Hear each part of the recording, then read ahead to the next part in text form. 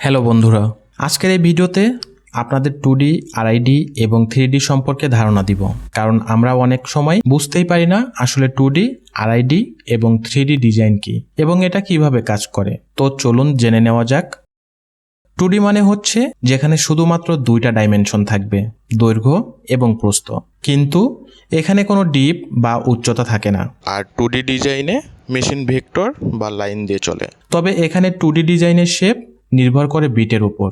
এক্ষেত্রে আমরা যদি রাউন্ড বিট ব্যবহার করি তাহলে ডিজাইনের শেপটি রাউন্ড হবে, আবার যদি ভি বিটের ব্যবহার করি তাহলে ডিজাইনের শেপ ভি এর মতো হবে। আবার যদি জমিন বিট বা সলিড বিট ব্যবহার করি এক্ষেত্রে আমরা শুধু জমিনের মতোই শেপ পাবো, কিন্তু 3Dর মতো কোনো শেপ পাবো না। তবে আপনি চাইলেই মেশিন দিয়ে অথবা টুলপাথের সময় ডিপ বা উচ্চতা কম বেশি করতে পারবেন। এক্ষেত্রে আপনার ডিজাইনের সৌন্দর্য ডিপেন্ড করে বিটের ওপর, তাই আপনি এক বা একাধিক বিটের ব্যবহার করে ডিজাইনের চমক আনতে পারেন। 3D ডিজাইন হলো যে সকল ডিজাইনে দৈর্ঘ্য, প্রস্থ এবং উচ্চতা তিনটিই থাকে, সেগুলোকে আমরা 3D ডিজাইন বলি।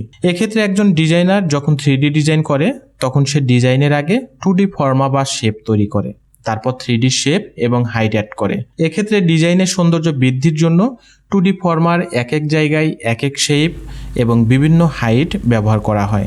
এক্ষেত্রে ডিজাইনের সৌন্দর্য ডিপেন্ড করে একজন ডিজাইনারের উপর। তবে আপনি চাইলেই 2D ডিজাইনের মতো মেশিন দিয়ে বা টুলপাথের সময় ডিপ কম বেশি করতে পারবেন না। তবে আপনি স্কেল রিলিফে ডিজাইনের ডিপ কম বেশি করে তারপর টুলপাতে গিয়ে সেই ডিপ কম বেশি করে দিতে পারবেন। এই ডিজাইন করার জন্য শুধুমাত্র এক টাইপের বিট ব্যবহার করা হয়, আর সেটা হলো বল নোজ।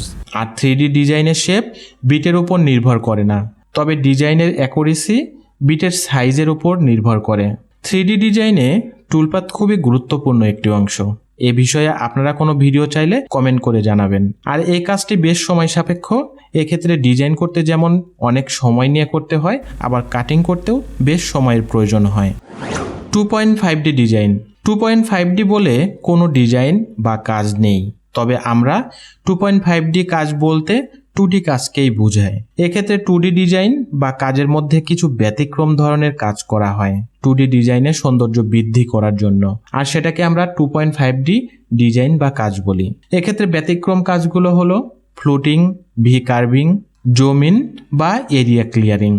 আর 2D ডিজাইনের মধ্যে যখন এই কাজগুলো করা হয় তখন 2D ডিজাইন অনেকটা 3Dর মতো সৌন্দর্য দেখায় এবং এই কাজে সময়ও কম লাগে। তাই বলে কিন্তু 3D ডিজাইনের মতো হবে না।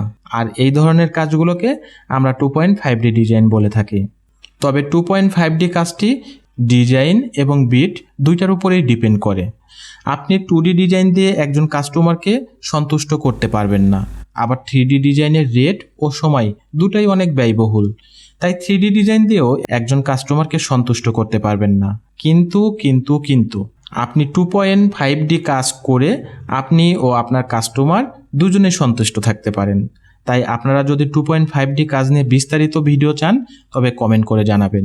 তো বন্ধুরা, এই ভিডিওতে আমরা 2D, 2.5D এবং 3D কাজ কি সেই সম্বন্ধে জানলাম। আপনাদের কাছে যদি ভিডিওটি ভালো লাগে তবে অবশ্যই লাইক ও সাবস্ক্রাইব করে সাথেই থাকবেন। আর আপনারা চাইলে আমার টেলিগ্রাম চ্যানেলে জয়েন হতে পারেন। ধন্যবাদ।